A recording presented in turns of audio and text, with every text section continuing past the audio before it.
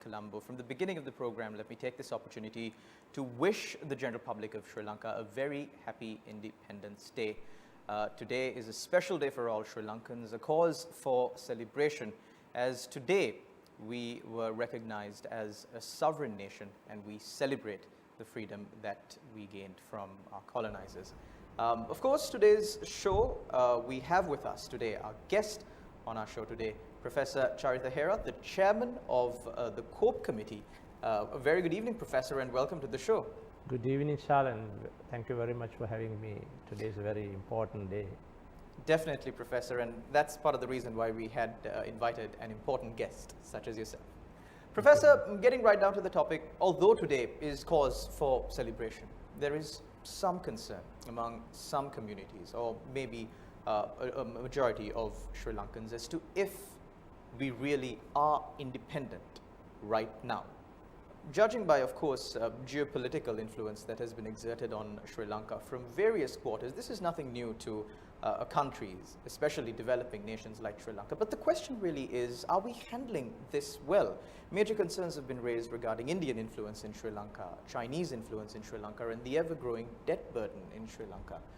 How does this really pan out, and how does the government plan on tackling this situation? Well, a country like ours always having this issue that economically and politically we are not powerful enough to sometimes control in ourselves as well.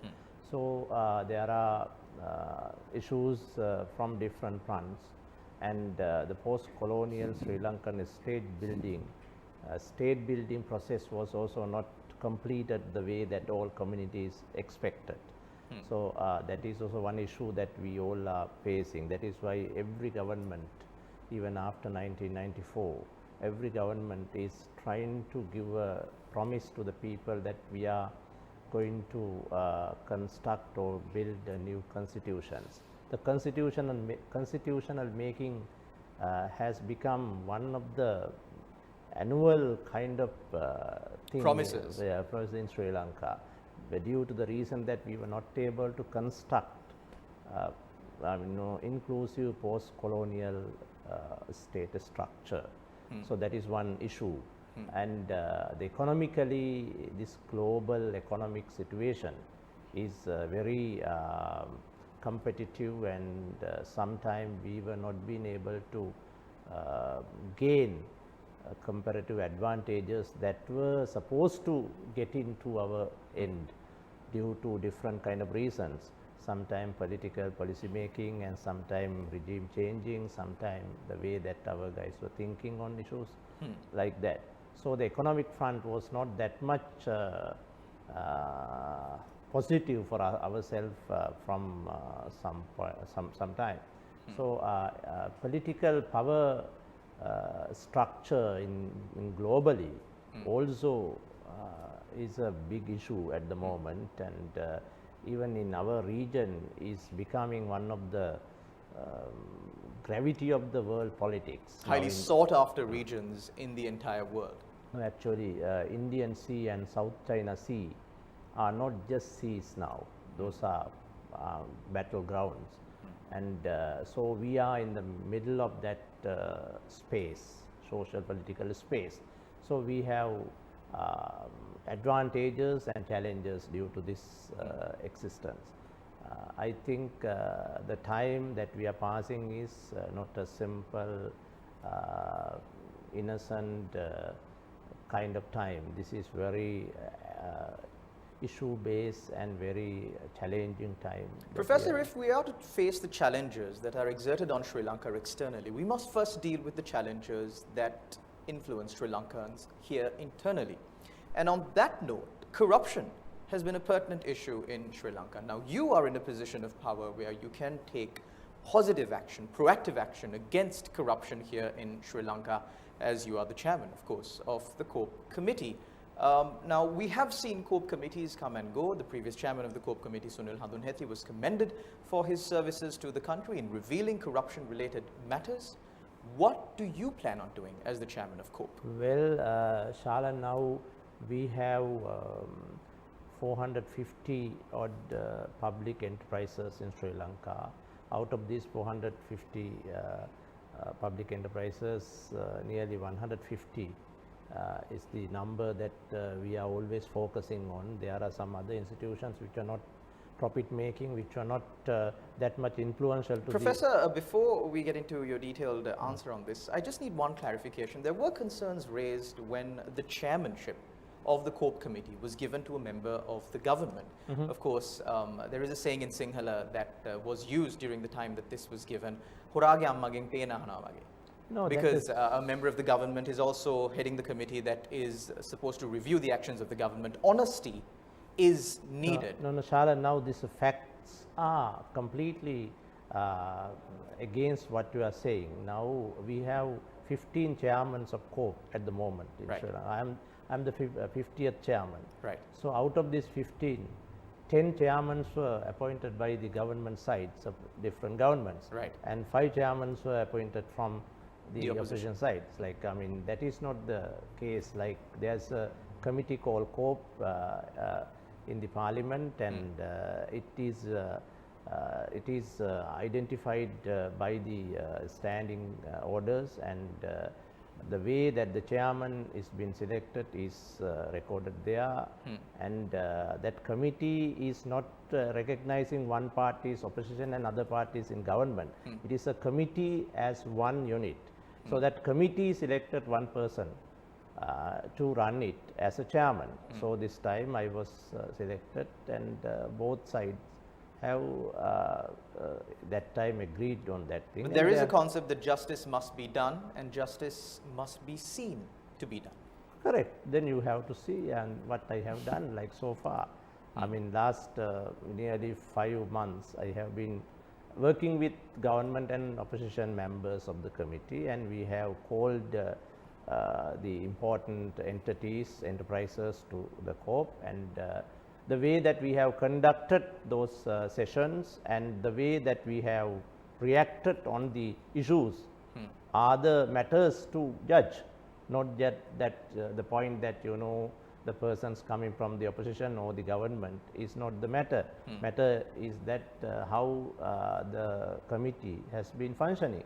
So I think it is very transparent, very open, and anybody could look at it, and we have been trying our best to get the real facts into the table and to discuss it and to oversight that whether the public money has been utilized and managed efficiently and effectively. Professor, let's speak about some of the highly spoken of issues regarding corruption here in Sri Lanka, the monopolization of certain markets and the reduction in taxes to favor certain businessmen. One topic that was widely discussed was the sugar scam that cost the government over 10 billion rupees in losses. Has the COPE looked into this matter? No, it was not taken yet, and this was, you know, discussed, you know, months back, and people have been having different kind of positions and observations on this thing, and we did not call any, actually this is a privately owned things. I mean, sugar purchasing is being done by private sector, and decision making on tax are done by the government, and we are actually mainly focusing on public enterprises, right, not the decisions of the government or any ministries. The COPA Committee for Public Accounts is also set up in the parliament, and they are looking at this mainly policy based ministerial and departmental kind of decision making.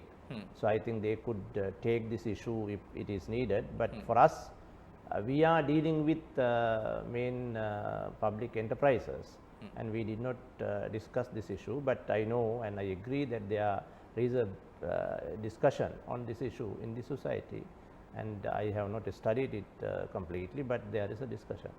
Professor, one of the most noteworthy compositions of reports by the COPE committee was the COPE committee report on the bond scam. But then again, going back to the previous sentiment that justice must be done and justice must be seen to be done, people are a bit skeptic. They see the COPE committee as a committee that just compiles report, publishes them in parliament, and then that's the end of the story. Do you believe that the COPE committee under your chairmanship can do better Well, actually, we just need to look at what is the power that we have as COPE committee. We don't have judiciary powers. What we do is to examine and summon related institutions and identified issues and review those things and questions and get the answers and their summons.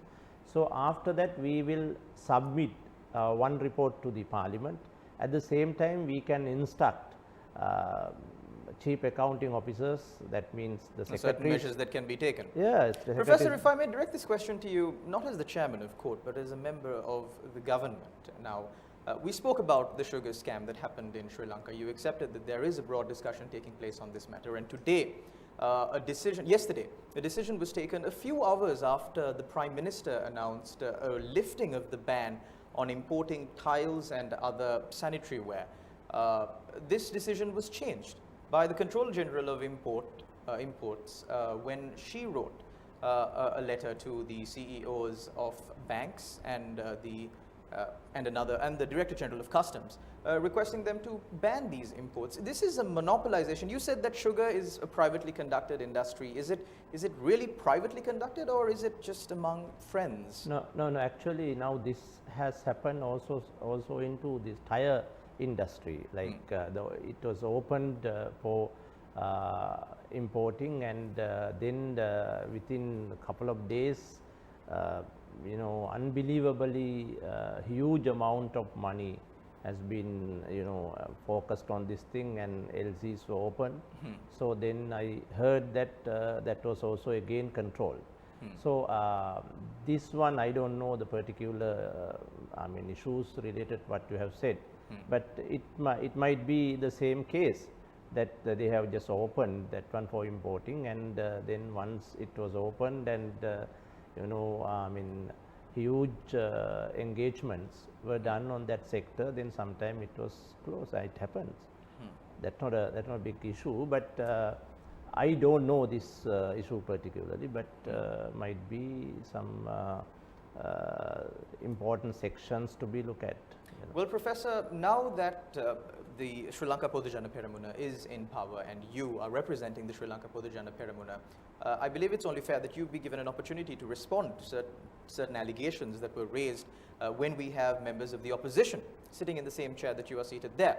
Now, when members of the opposition come on this show, they say that these issues, the sugar scam, the tiles and bathware issue, and many other businesses are run by friends of members of the government, and all of these actions that are taken at the expense of the general public are taken to benefit these few businessmen who are friends. I disagree with your claim. Actually, the businessmen are friends of politicians. That is true, but it is not only for this government's friends or other government friends. Like, they are also part of the society. And we should recognize the fact that there are friends of politicians who are doing business. There are people who are not friends of politicians but is still doing politics, is doing businesses. Now here the issue is that if something has happened wrongly or illegally, we need to look at it, we need to inquire it, we need to do legal measures to rectify all these kind of things. That is true, if it is so. Professor, you said that you weren't quite aware of the sugar scam and the other specifics that were mentioned. Not being aware of these specifics doesn't really affect your role as the chairman of the COPE committee? No. COPE committee, as I told you, we are focusing on public enterprises which has ownership of the government. And those, if anything happen, the financial arrangements of those institutions, we are looking at all these things as oversight committees, not as executive engagements. Like, we are just looking at all those things and review these kind of things, and to even expose those things to the people, the public, and also submitting back to the parliament. And we can also instruct chief accounting officers to take some measures maybe they can do some legal engagement, so they can even sack some officials on the advice of the COPE committee. Well, we will continue this discussion with the chairman of the COPE committee, Professor Charitha Herath, after a short commercial break. Don't go anywhere. You're watching Newsline Live. Newsfirst, Newsline. Welcome back. You're watching Newsline Live. We're in discussion with the chairman of the COPE committee, Professor Charitha Herath. Professor, getting back to the conversation where we left it off, we were speaking about the sugar scam that took place in Sri Lanka and the loss that was suffered by the government of over 10 billion rupees. Professor, you told me that the mandate of COPE is different to what is mentioned here because this is a private entity. But however, you are a member of parliament. As a member of parliament, do you not believe that parliament being the main body that is in charge of finances in Sri Lanka, you should raise this matter in parliament? Because I didn't find the answer that you gave quite acceptable to the question that was raised. No, like, it was raised by the opposition leader and by one of opposition member. And it was discussed at the parliament, and the government's position was that it was not done only for any particular individuals, and it was a decision taken by the government, and they have changed it after that. So that happens. As I told you, sometimes you can open the markets for importing some items, and if things are moving beyond the expectation of the country, then sometimes you can manage it, you can control it, you can regulate it. That is the way that is happening. But this particular matter, as I told you, I have not studied up to some level, but it has been discussed at the parliament, and it can be discussed again as well. If there will be questions from the oppositions, or if there will be a debate over this issue, then that can be done. Professor, there's a question coming in from one of our viewers. Does the control of imports come under public enterprise? No, it is not. It is not. It is done by the departments. I mean, two main entities of the government. One is customs, other one is internal revenues. So these and finance ministries. So like finance ministry is been overlooked and discussed by the COPE Committee of Public Accounts, and they could summons them and discuss. But these regulations, special regulations which are put by the governments can also be looked at in parliamentary main sessions or in the COPE, in Committee for Public Accounts. But what we are focusing is completely on public enterprises. Public enterprises has particular definitions, and that should be owned by the government. Those are institutions under the ministries, not the ministries. Right. So on this specific issue, the loss of revenue through taxes on the sugar scam that took place, you're saying that although this matter can be discussed in parliament, you're the chairman of COPE. As the chairman of COPE, there is nothing that can be done. No, like we did not even focus this particular issue as an issue. We are focusing on institutions. And now suppose if bond scam, then the institution is central bank. Central bank. Then right. you can deal with that. But this is a piece of regulation you are talking about. That regulation should be discussed, if you need, at the parliament or at Public Accounts Committee. That can be done. Right. That is not a a hide thing. Like any regulations can be overlooked, can be discussed, can be changed by the parliament. That is not a problem at all. Well, the regulation of imports into Sri Lanka, since the import ban was imposed due to the COVID-19 pandemic, of course, has been a matter of grave concern for the general public of Sri Lanka. While the government is, of course, working to promote local markets, local products, there is an issue for importers when their imports are banned, when they can't make a living out of what they do to make a living. And also on the issue of the import of tiles and other sanitary ware to Sri Lanka, prices have skyrocketed. Some sanitary ware items that were at 16,000 rupees are selling now at 40,000 rupees. Is the government aware of this? Are you looking to reopen the market? No, but this is a decision of the government on foreign exchange related issues, and government has taken the decision that we are opening up to this level in import market, and the in-country services will be developed up to certain levels. So that was a decision which was taken by the government, and Right. it is legal, it is political decision as well. But is it in the best interest of the people? Yeah, that is the government think that that is the best interest of the people, because end of the day the large picture is important. You need to have foreign currency to pay bills for other goods and services which we need. So you have to manage all these things as one entity, as a country. So the government is taking decisions on that direction. So is this a signal to the general public to tighten their belts? No, no, it is not. But you know, I mean, the government has taken those decisions up to now. Even that can be changed accordingly. So I think you know, we just need to look at that we were given a country which a particular level of economy, so that the government, this government can't you know, do miracles just after coming into power in this within 5 months. What you have to do is to manage 5 months? yeah, we were in power in 5 months, the parliament. Yeah. However, the president was in power. Yeah, but it was not, we didn't have parliament for that precedence, and there was a lacuna. We were not able to take some decisions, regulations, and it was very difficult period of time at that time. But you know, now we are in good structure, and we have new parliaments and new governments in last 5 Professor, months. we're in the final few minutes of the show. If I can just squeeze in one more question. This is more political and on the question that I'm about to raise. Presidential commissions. What really is the role of a presidential commission? A presidential commission, as far as I know, is a fact-finding mission. Do you Yes. agree with that?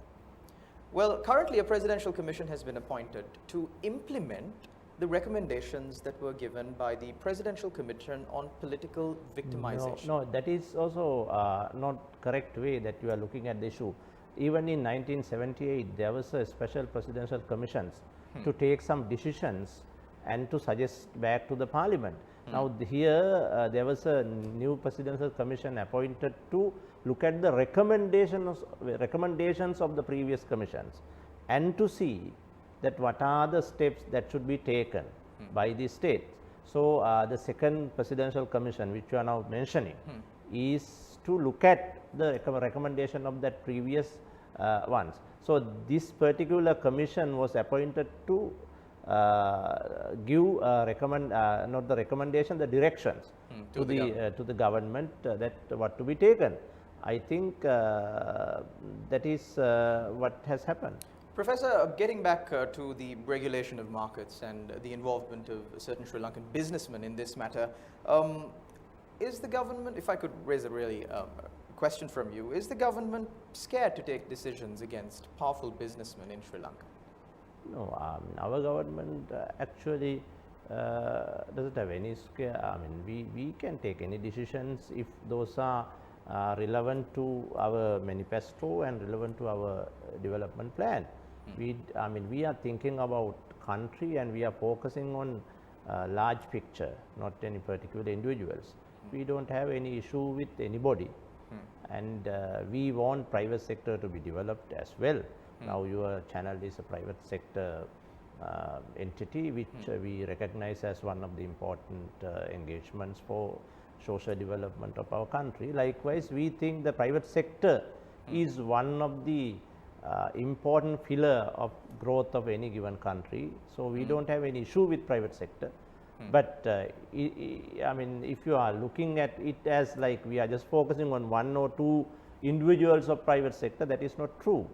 Private sector is important, and we want to share with them, we want to facilitate them as a government, and we think that they would also take part of developing this country positively.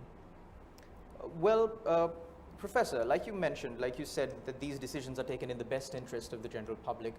Why was the decision that was taken in the best interest of the public by the Prime Minister to resume importing of tiles and other sanitary ware to Sri Lanka reversed by a subsequent decision? But you know, I mean, now your assumptions or your just hypothesis is that you can't change regulations once it was established. No, it is not true. Like no, the question really that I'm asking is that the Prime Minister issued extraordinary Gazette notification allowing for these imports a few hours right after that, there is a letter issued. It happened. That's what I told you, that there was a decision for Thaya as well. So that sometime the government has opened that sector, but some issues were arisen, and then again some. The decision of the Prime Minister would have reduced the prices of these tiles and these sanitary ware. But that other director was also under Prime Minister. He is not or she is not out of the process. I mean, she is also part of the government who has taken so that it can decision. be considered as a decision of the government. The same government. Not there aren't any particular internal crisis of the decision making. I mean, the Prime Minister. Everything is taken in consensus. Yeah, I think. Yeah. Thank you very much, Professor Charitha Herath, for joining us on our show and clarifying these matters with the general public, of course. And a very big thank you out to all our viewers out there too for sending in your questions and tuning in to Newsline. We will see you again, same time, same place tomorrow. Until then, take care and God bless.